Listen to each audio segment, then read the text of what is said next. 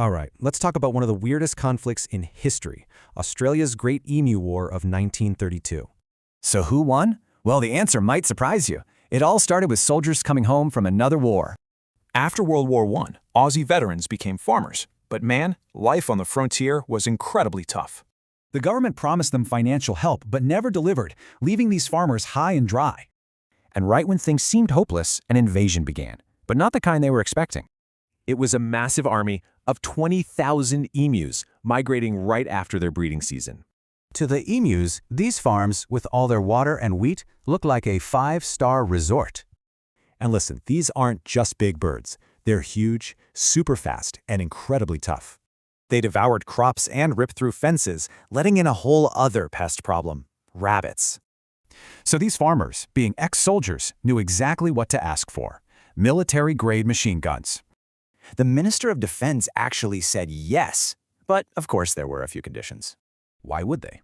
Well, it was seen as great PR, maybe even some good target practice. And so the war was on. Major Meredith and 2 soldiers versus 20,000 emus. Okay, first attempt, an ambush. They waited for about 1,000 emus to get close. And the gun jammed. They got maybe a dozen birds before the entire flock just vanished. All right, plan B.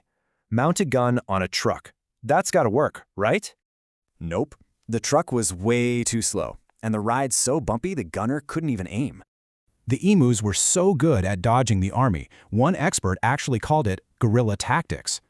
So after all that, the first campaign was a total failure. Meredith had to pull his troops out. But the emus were still there.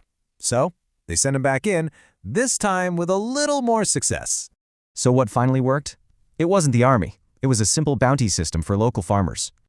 And get this, despite the war and decades of bounties, the emu population is still going strong today. Which brings us to the ultimate irony. The bird the army couldn't beat is a national symbol in Australia. It really makes you wonder, when humanity wages war on nature, who's really going to win?